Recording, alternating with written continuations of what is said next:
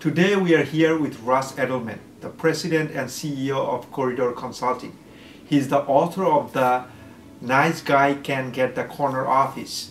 He's been featured on ABC, NBC, Fox News, and Forbes magazine.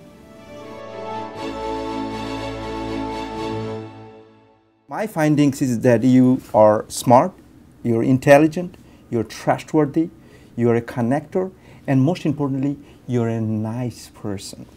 So I wanted to find out, did you write the book, Nice Guy Can Get the Corner Office, because you had some difficulties with being nice? Well, yes. First off, thank you very much for the compliments. I do appreciate that, and the feeling is very much mutual. And as for the book, the origin of the book came as a result of some self-reflection, which was not so much that I was nice, but at times I was too nice. And that ultimately is what led to the book and the preceding article in HBR. And since then, it's been quite an exciting ride in terms of seeing how it's been exposed to people and how they've appreciated it. So, yeah, neat stuff for sure. Mm-hmm.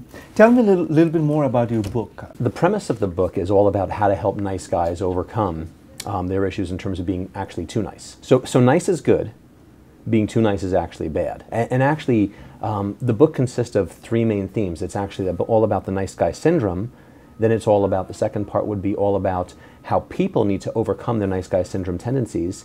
And then it's also from a corporate perspective, how is it that you actually help the people that are in your business that are too nice? Mm-hmm. Alrighty? And each one of those chapters speaks to what we refer to as our Bill of Rights. So things such as, you have the right to speak up, you have the right to confront issues, the right to define boundaries, the right to win. Because oftentimes the nice guy feels suppressed in terms of being able to actually benefit on their own, because they're always so concerned about helping everyone else out to their detriment. Mm-hmm. So that was basically the premise behind the book. And when people ask me about it, the general sense is that oftentimes people in business struggle to achieve the success they have the potential to because they're simply just too nice. Mm-hmm. And nice is good, too nice is bad, just like being a jerk is bad. Mm-hmm. So that's what actually drove the book and its success. Now, who is the target audience for this book? Are you writing this book for CEOs and decision makers, or is this something could be applied by anybody within the organization? Well, because there's two flavors to the book, there's two themes. One of which is how do I personally grow as a nice guy, as well as also there's the other piece too in terms of what happens when I have nice people that work for me, or overly nice people. So, I want to make sure I'm using the correct language in terms of that. Nice is good, overly nice or too nice, bad. Alrighty, so oftentimes you might have an employee who just does not deal with the situation appropriately. They bend over backwards to the point where they don't get their own work done, or it might be something along the lines of where they're running into the situation for themselves. So, one of the interesting stats we actually had from our surveys was that 50% of the people we surveyed, which there were close to about 400 people, 50% of the people came back and said they thought their bosses were too nice. Mm-hmm. So think about that. Their bosses were simply just too nice. And as a result, their bosses were not actually sticking up for the right issues. I'm glad that you brought that up, Russ. I have a leader over here mm-hmm. Who is highly intelligent, mm-hmm. who is very good at getting things done. But I see the person is too nice. So what I decided to do, I gave him a copy of your book. Great. And by reading the book, one of the things I think he changed, that now he has the ability to confront the brutal facts. He can have, he's practicing candor. But mm-hmm. one thing I see about speaking up, practicing candor, making mm-hmm. people accountable, if you go too far, then you can also become a jerk. Yes. So, and there's a whole premise that we actually introduced in the book, which you're probably familiar with, called nice guy whiplash. Mm-hmm. So when all of a sudden one pushes the nice guy envelope and they're nice, and all of a sudden they might snap, and then all of a sudden what happens is they go the other way and they actually become inappropriately confrontational. They basically take the other extreme and become the opposite of what too nice is, which is the jerk. Mm-hmm. So that's basically what we've seen out there. And in your book, you have interviewed great group of successful CEOs, decision makers, thought leaders from the industry. Interviewed Herb Keller from Southwest Airlines. You interviewed John Pepper, the ex-CEO of Procter & Gamble. By talking to all these different CEOs, tell me a little bit, who was the most interesting person you met and why? I get asked that one a lot. So I'll give you two, because I think that they had different impact on me. Actually, all of them were great. It was really a fantastic experience. That was probably, for me, that was probably the highlight of writing the book. is to actually meet face to face with these folks and get their perspective. It was an executive MBA on steroids. In terms of the two, I would probably pick Herb Kelleher. There's a spirit and determination that Herb has that is untouched by some of the others that I'd met with. And it was just incredible. And an example of part of the story was we were only scheduled to meet for 1 hour. And I flew down, and lots of good stories around Herb. However, 2 hours later, I had to actually leave. So we were only supposed to meet for the 1 hour. We were talking for 2 hours. I had a flight that I had to get back home to take my family out to Colorado. So I had flown down to Dallas to meet with him. I had to fly back, and there was only one flight left. And I pushed it for 2 hours. Now here's the interesting point. He was so consumed by the discussion, as was I, that rather than just saying goodbye at his office, which by the way is in the center of the building, he is actually not in the corner. All the executives sit in the center, which is interesting. He actually walked me outside to my car, which is really fascinating. And when he walked out into the lobby, everyone stopped. And everyone just looked. And it was almost as if there was a silent applause for what he had done in that business. Sure. Now, Russ, I know that a lot of times people write books and they already have a framework set up. Yes. And they go and interview people and trying to get the information in order to justify their framework. Now, did you begin with that 8 steps framework, or is that something you have developed after finishing all the interviews? Yeah, the actual framework came before the actual interviews, and then it was validated and refined as we went through. And in fact, the steps actually, or the rights, were actually much longer in terms of number. And then what happened was, as we went through, we realized that it was too much, and we brought it down. So when I say we, what happened was I was the guy who came up with the original idea around this concept. When the HB article came out, I actually had brought on a co-writer on, Tim Hildebittel, and a longtime friend and business colleague. And then what happened was we brought another gentleman on, Chuck Manns, as a third writer. So the three of us, the three amigos, actually wrote this book. And it was exciting, and so collectively, when we took a look at this, we actually really refined those chapters to be reflective of what we felt were the key elements that someone needed to deal with in terms of nice guy syndrome. Now, Russ, I know that over the years you have built multiple successful companies. Tell us, how did you ended up starting your own business? This current business, which is now in place for 15 years, Corridor Consulting, what happened was, so I was born and raised in the New York, New Jersey area, so near and dear here. And what happened was I had helped to grow. I was a partner in another business, a systems integration business that had grown quite nicely. And at a certain point, I realized that I needed to live someplace else other than New Jersey. Not that there's anything wrong with New Jersey at all. So I wanted to be far enough away, but still not too far. And I felt that it was either going to be DC or Boston. And so I elected to actually move up to Boston and start another business. And it was a subset of what my prior company was, with Intent. So I started down that path with the intent of actually then supporting large global companies and helping them out with their collaboration technologies and process. And then the company just continued to excel and grow from there. So. Now, when you started your business, is that somebody who influenced you to start the business? Yeah, it's a good question. I can't point to one particular person who said, "Go start a business, go do something." I think it's been inspired by the confluence of all sorts of other folks actually. That I talk with, that I speak with, and just to try to fine-tune a value proposition around this business that made sense and one that I could deliver on. Sure. So that was the basic premise behind how Corridor started. Great.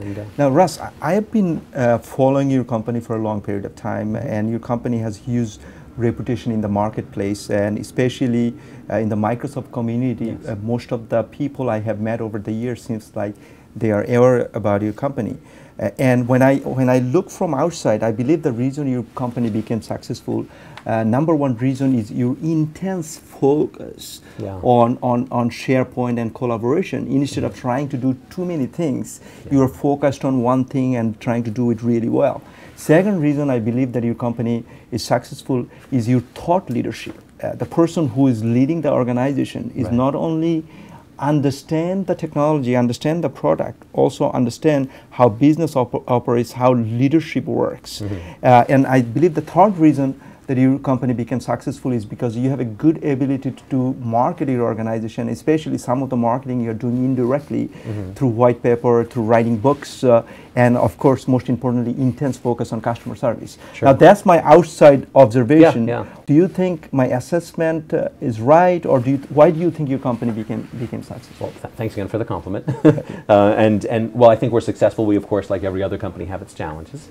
And I think the elements of Corridor that make it a bit more unique, there are a few. So I think, so first off, you're right. We actually have we re-geared the company to focus specifically on SharePoint, and we only did that when we actually saw the pre-releases of Microsoft SharePoint in late 2005, and specifically the version of SharePoint 2007. Prior to that, we didn't believe it actually was enterprise worthy.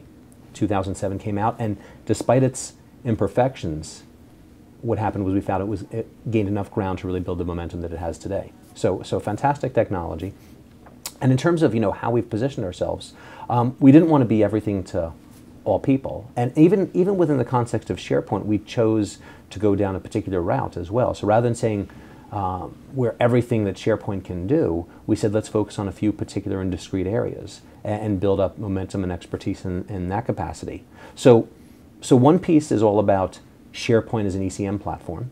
The second piece then is all about how we can actually build now business applications specifically on top of SharePoint. And that's a venture for us over the past 5 years that's really proven to be very successful. So now we build mission critical business applications that sit on top of SharePoint for global companies. And they're using it to solve, in this particular case, contract management, proposal management is coming out, as well as RFQ management, and a collection of other business apps that sit on top of SharePoint. Why do you think SharePoint is so popular? Why do you think Microsoft, this was one of their highest growth product? Yeah, so it's a great question. We're constantly assessing that. And I think, when I net it down, I think there are two factors. I think there's an ease of use element and there's a flexibility element that actually drive the adoption.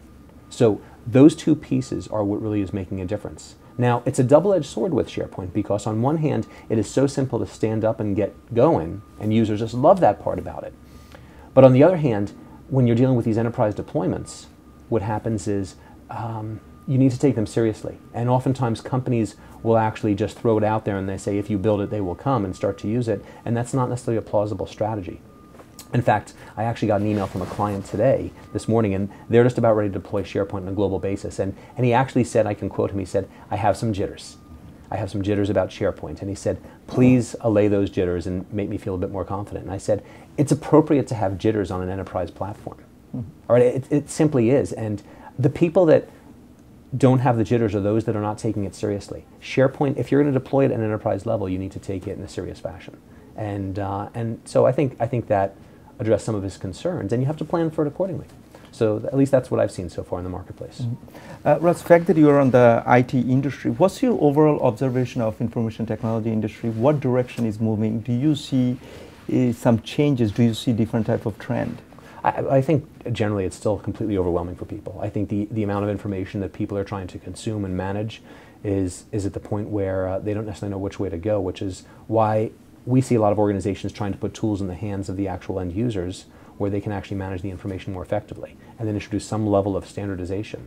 So it's a vague answer to a vaguer question, but it's a challenge. I think generally just people are overwhelmed with how much is coming at them right now. So to be able to tackle that and do it in some capacity, you're far ahead in the curve. Sure. And SharePoint is all about collaboration, about communicating with the employees and communicating with others. How does social media changes the impact of SharePoint? Can you take the concepts of social media, can you integrate into SharePoint? Well, it already is integrated into SharePoint, so SharePoint does have some social media capabilities. I think where companies are struggling, not just with SharePoint as a social media technology, it's twofold. Number one is, when one defines social media, there's the question as to, or collaboration, which I think is alter ego to social media. What does one mean? So for some, collaboration in social media means I can chat with my friends, I can post pictures, I can post documents. For others, it means that I have discussion threads, I do voting. I can work collaboratively online at the same time on a document. So everyone has a different definition, and I think people are trying to, rustle up what that actually means. And internally within an organization, I think companies are really struggling because they are saying we are just so pressed with all sorts of tools coming at us. Which way do we go? And people will find the path of least resistance. So SharePoint has become a bit more of that. So now companies are starting to use more of that. However, the definition of collaboration is varied. Now, that's the first part, which is how does one define collaboration or social media? The second piece then is, well, how does that compete with the social media or public social media? Already, and there's an article that we're actually in the process of working with myself and a colleague, and we're actually calling it the community of purpose as compared to the community of interest. And we think it's an interesting concept that actually has permanence within a company as compared to communities of interest, which I think are much broader. Right? Communities of interest are driven typically by people who do have a common interest. Communities of purpose could be people with diverse backgrounds, diverse interests, but yet they have a purposeful intent to get something done. And it should have a beginning and an end. So you'll see us writing about that in a bit. And we have a lot of stats and data to actually support that as well. My experience with Microsoft and our experience with Microsoft is great. It's a great company to work with. What's your overall experience working with Microsoft, and what do you think about their partnership model? Well, so we actually operate with Microsoft in a few different capacities. So we're a partner of theirs, you know, a key partner. We are also they are a client of ours. So we actually support their legal group in certain capacities.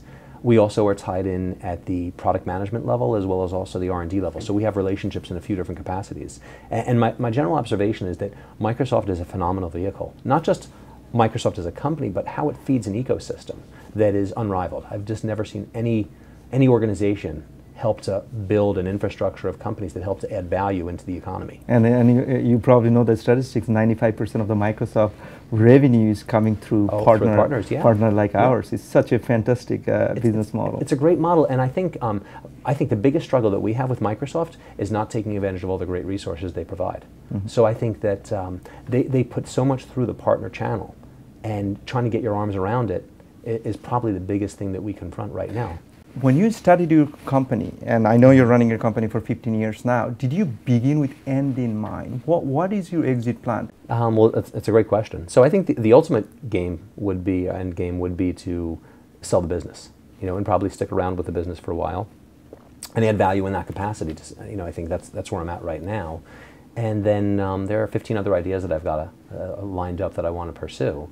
However, I am really very passionate about what Quarter represents, and I think the acquisition from another company, a larger company, into Quarter, I think, especially with our product orientation on top of SharePoint's a great fit, you know, at the appropriate time. And we've actually been requested to explore relationships on a number of cases where companies have come after us, and I've held off just because I want to continue to build the product component of the business, because I think it continues to add value in terms of the overall equity of the business. You brought up a very good point. One of the points you brought up during the time is that you have 15 other ideas that you want to pursue. Right. And I know that you're an entrepreneur in mind. You have a lot of passion. And how do you control yourself? How do you stop doing those, working on those other products? I listen to my wife first. Because she will guide me accordingly and say, listen, stay focused, which I totally agree with. And I think that's the name of the game. And you know, there are so many opportunities to chase butterflies, all right, for lack of a better term, where you can go and pursue all sorts of different ideas. And I think making the right decision, that's where I have failed and where I have succeeded is driven mostly by the decisions and the priorities that I make in terms of which path do I want to go down, and does it make sense? So, for instance, on the sales front, when opportunities come in that aren't necessarily in our sweet spot, what will happen is we evaluate them and we say, is this a situation where from a cash flow perspective we actually want that revenue coming in, or is this a strategic opportunity where it makes sense for a client so we can actually embed further, you know, to add value in that capacity? So we'll take a look proactively in that way to make some smart decisions, and that's sales oriented. I think in terms of you know, and again, using SharePoint as the vehicle, there are so many. You know, SharePoint is not just it's not just one solution specifically. It addresses so many different dimensions of what businesses need. So you need to focus in on a few particular areas of it. Otherwise, it's just overwhelming in terms of what SharePoint will do, and people go tilt pretty quickly with that. Mm-hmm. One of the things you just said about sales, good sales versus bad sales, I see that a lot of times leaders and managers, they focus on growing revenue instead of focusing on growing Profit. the right revenue, Yeah. profitable Yeah. revenue. Yes, You're yeah. right. So, and one of the way of doing is that determine whether it's a good sales versus best sales. Not all sales are good sales. Now, one of the things you were pointing out earlier about, you said the keyword failures. Yes. You are an extremely successful person. Everybody know about your success story, the companies that you have built, the books you have written. Share some of your failure failures? stories Oh. with us. And that's what excites Yeah, me more, yeah. actually. Yeah, I think, let's see. So there are some common failures that I've experienced. Let's see. So let's start on the people front.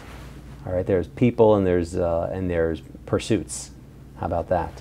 So on the people front, I think the biggest failures that I've had are, I think, as a result of being sometimes too nice. I mean, this is at the heart of what the book is about, and that is that I believed in people, and they could be great people. They could be phenomenal. However, they're not necessarily the right people at the right time for this business. And I think I believed in them to the point where that actually compromised some of the business. So there was a VP of sales that I brought on, and he was a great guy, fantastic guy, and we had so much fun together. And he was great with clients. However, in terms of being able to progress deals forward and actually close business in ways that were substantive and meaningful and repeatable, he just wasn't able to come to the table with that. And yet I believed in him to the point where I overlooked those. So for an extra year, or no, he was with us for a year, so for an extra 6 months, I should have let him go after 6 months. And I kept him around for a year. And so We all make those type of mistakes. yeah, and I actually kind of categorize failures into there's little failures and there's big failures, and we have a collection of all of them across the board. And it is how I mean, speaking to everything that you're about, it's all about how you learn from those failures, how you embrace them, how you embed them into how you adjust, and it's not necessarily just the retrospective on what you've done, but it's taking that into account for the future, and that's part of the value proposition that allows you to excel and grow further. So yes, I messed this up, I screwed this up, I did this. How do I institutionalize that, not only in my head, but also in the other people that I work with, so we can avoid some of those lessons learned, so take advantage of the lessons learned to avoid making those same mistakes. What are the biggest challenges you have faced recently or faced over the terms of your business period? They're the economic downturns, which I think every business needs to contend with. On that front, interestingly enough, SharePoint has actually been, I think, anti-down proof in certain respects. Reason being is that we found that because Microsoft offers a free version, companies were willing to embrace it. Already, and so then they would spend on the professional services side and maybe some add-on product components to make a difference in terms of really adding value back into what they were doing with SharePoint. So that's one piece. I think one of the biggest failures that we ran into was prior to getting involved with SharePoint, and that was late, sometime in 2006. All right, time frame. After we had seen it in 2005, we said let's go down the path of SharePoint. But prior to that, we were working with what I'd refer to as the legacy ECM technologies. It was the OpenText, the Documentums, the FileNets, companies like that, Kofaxes. And those technologies in many respects are great in their own rights. However, there's a new sheriff, and the sheriff is SharePoint. All right, and what we had found was that while we continued to believe and strive for these other technologies to actually succeed, their persistence and progression was thwarted quite a bit as a result of what SharePoint when SharePoint came to the table, and specifically SharePoint 2007. So I think the business actually took a downfall, prior to actually making the move over to SharePoint, and we said, there are opportunities. Where do we want to invest our time? And at that point, that's one of those key decision elements, and that was when we said, what we need to do is we need to determine, do we want to stay with legacy, because we had existing customers there and they had not yet wanted to make the move to SharePoint, or do we actually want to transition over? And so we took the hit. We said, okay, let's reduce in size, let's reduce in revenue, let's do this, and let's take our expertise and rejigger it and reapply it in the context of SharePoint. And so we did that and we transitioned, and now, again, it's been great for us. We've got a great team, great clients, and we're just looking to grow and continue to learn as we go. You just, your story was telling me and reminding me about your leadership skills, because a leader must be able to make decisions effectively when they're under pressure and when they're facing crisis. Yeah. Now, that brings my next question is that, how do you define leadership? What is your leadership style? My hope would be when people think of me as a leader, they think that regardless of the folks that I'm talking to and engaging with, I'm adding value. In some capacity or another, I can make a difference. All right, and if I can't do that, then I feel I'm failing with my mission. Beyond that, I think it's incumbent upon a leader to think not just 5 steps ahead, but it's 5 steps ahead as well as also with those steps there's an option A, B, and C. I should be thinking proactively about, well, if this doesn't work, then I should be thinking about this, and if that doesn't work, I should be thinking about this. And what are the repercussions of that? I think one of the important lessons learned from one of the CEOs that I actually spent time with, and this was a great one. He said, "Be prepared to stay pretty mediocre or not achieve the success you have the potential to if you will not allow your leadership team to be able to do things in their own way. And it might be different from yours, but you need to be able to say it's okay. And while different, if they can be successful and conform to the same levels of quality that are needed, then that can actually help to grow the overall ethos of the business." Mm-hmm. So in that regard, I get really excited. So I think that's a great point from a leadership perspective. You brought up some great point. And one of the things I came up with recently, a framework that what are the qualities a leader must have. And I call this framework VISTA. And I was trying to analyze you on the eyes of my framework. And I believe that the VISTA stands for a leader must be visionary. The leaders must have the ability to see the future, where the future is going. A leaders must be inspiring. I believe you're a highly inspiring person. A leaders must be smart, intelligent. So the fact that you are in the SharePoint business, you really know SharePoint inside out. You really understand the leadership and management and how the business works. A leader must be honest, trustworthy, and leaders must be competent, able. So I came up with this framework. What's your assessment about this framework? Does it make sense? I think the framework makes a ton of sense, and all those I think are elements that I think are inclusive of being a strong leader. And I've stuck to this as a general as 3 basic principles in terms of to be successful.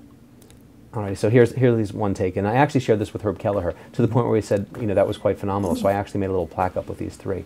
So I said, to be successful, 3 pieces, very simple. One must have the smarts, one must have discipline, and one must have spirit. And it's the blending of those 3.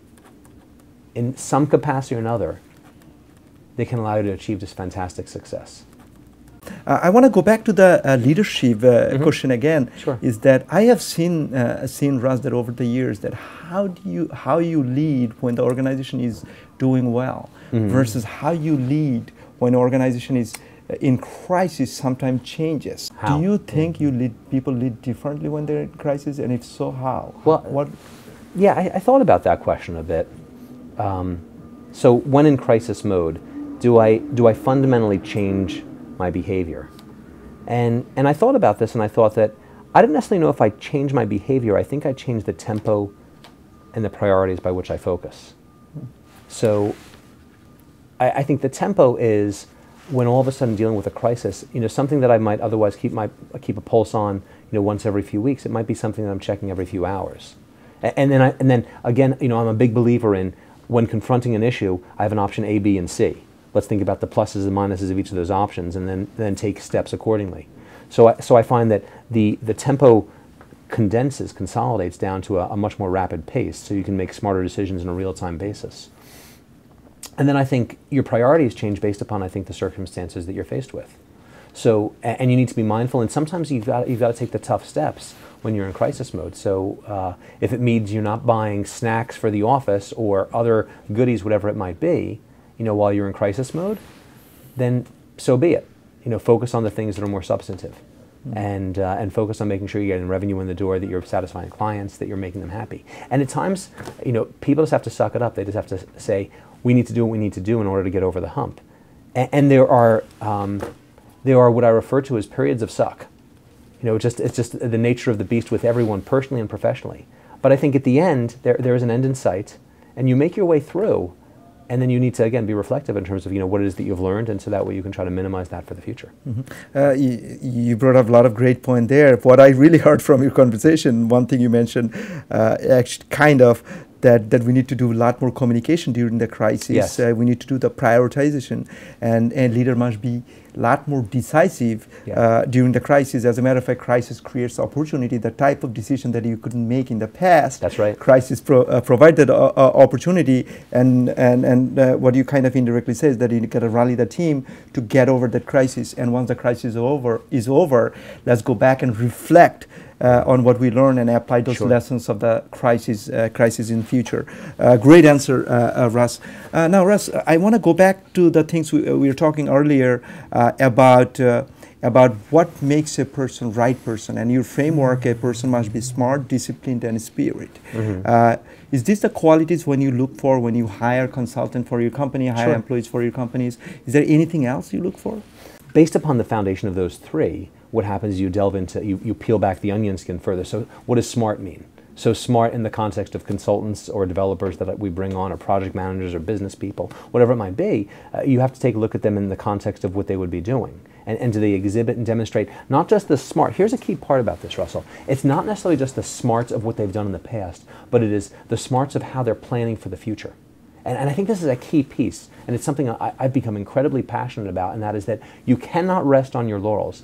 Show me how it is that people are saying, I'm making a difference, not just for what I've done in the past, but how I've taken what I've learned in the past and evolved that into the future. And if they can't tell a story about that substance, then they're not necessarily the right person for us. All right? So that's, I think, the piece around the smarts. On the spirit, how is it they rise to the occasion? What happens in terms of how they deal with tough situations? How do they actually motivate other people? And a key piece for me is, how do they motivate other people when they're not necessarily their manager? True inspirational leadership comes from, at least in my mind, when you're not necessarily the boss of folks. So one of the guys that I spent time with was the gentleman who actually is the CEO of American Cancer Society, all right, and Dr. John Sefrin, and great guy. And so he manages, I think the number was over 2 million people. Now think about that, 2 million people. Now, of course, the large number there was volunteers. And he was a very interesting guy in terms of his management style, because he said, they're not on my payroll, these people.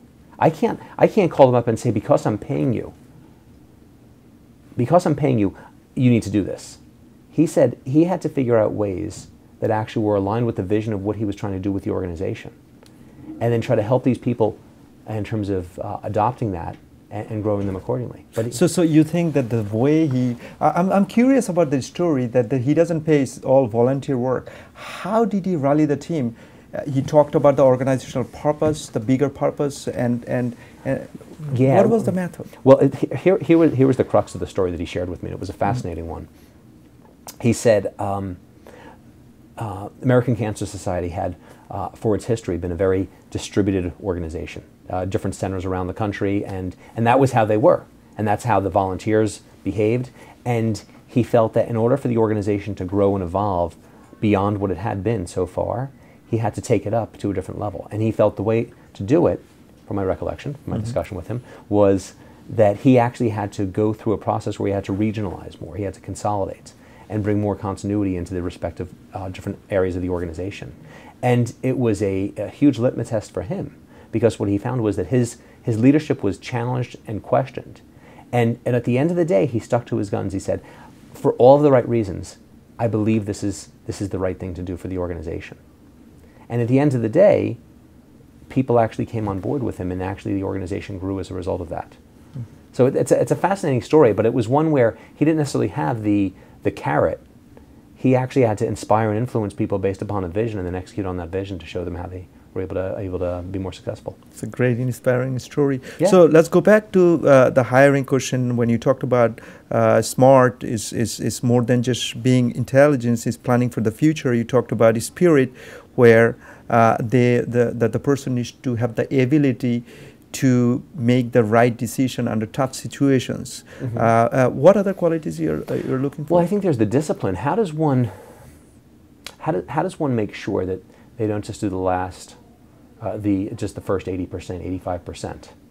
All right, that they actually get the balance of the job done the right way. How are they disciplined to make sure they're getting it done in a way that allows them to achieve success? And now, I caution you in this discussion here, because at one point I was actually all about writing a book called The Last 5%.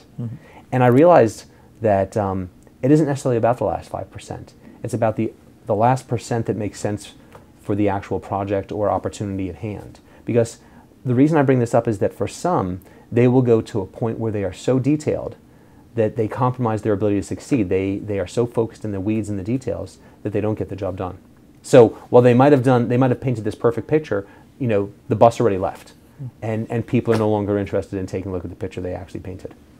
So finding this right balance is key, and having a discipline that allows them to be mindful of what their audience is interested in, already, and to be able to calibrate towards that will make a big difference as well.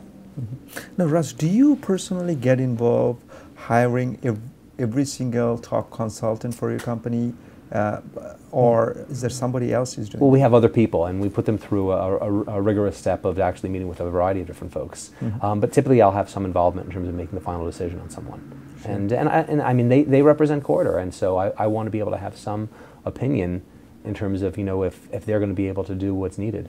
You know, now as the company continues to grow, that might necessarily be the case, and we're looking at expanding internationally over to London. We have offices over in Vietnam as well. So it's exciting, and the people over in Vietnam, that's actually more contained, and the UK would probably actually get more involved there, but then eventually get some leadership that, you know, that would probably be a little bit out of my domain in terms of going over there each time. Next thing I wanted to talk to you about, that how do you develop team culture within your organization? It's a great question, first off.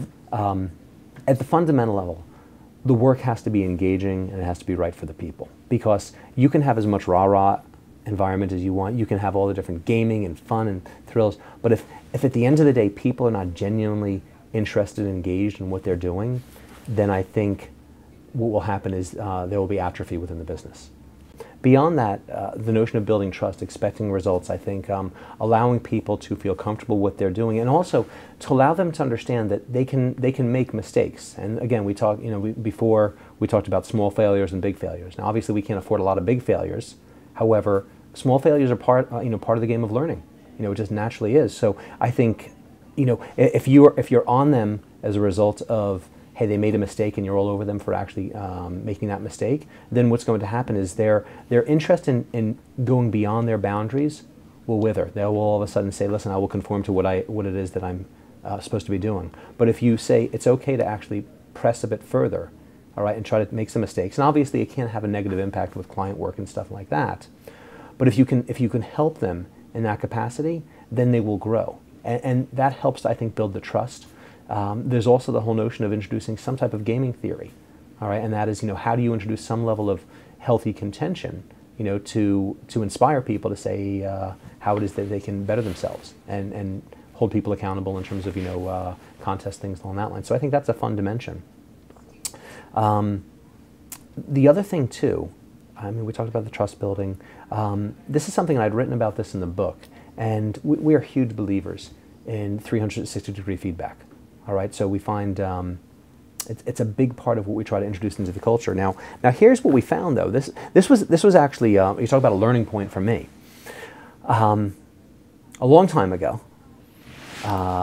we had a crew in. The company was a certain size. This is before we were involved with SharePoint, and we actually had a guy from Finland in, and he'll go nameless, but great guy. And we'd introduced the peer-to-peer reviews, and what happened was, after he had done the reviews, and everyone was coming back with peer reviews, and everyone was rating each other great. And then I found out there was a little collusion that everyone was basically coming back saying, "Listen, great, great," you know, and I realized that what it did was it compromised their ability to grow and to learn, because the people on the street who are working together, those are the best people to judge with regard to how their peers are making out. You know, more so than if I'm a manager sitting back and I shouldn't say sitting back, but basically overseeing people who are out in the field as consultants, well, I might get feedback from clients and I might hear from them directly. It's the peers that are actually working with them which can actually provide some evaluation. So I find that the peer evaluation becomes pretty critical. But when everyone was actually rating everyone very highly, I found it actually compromised the integrity of course, the peer ratings. So what I did was I instituted a factor. And it had bite, it had real bite, because what basically took place is I said, if I or your manager find that you are giving inappropriate gradings to people, then your bonus will be cut down to 25% of what it otherwise would be. It was a huge financial impact. Alrighty, and it changed the behavior. But more importantly, what happened was we said, what we're trying to do is we're trying to allow people to learn how to grow from others.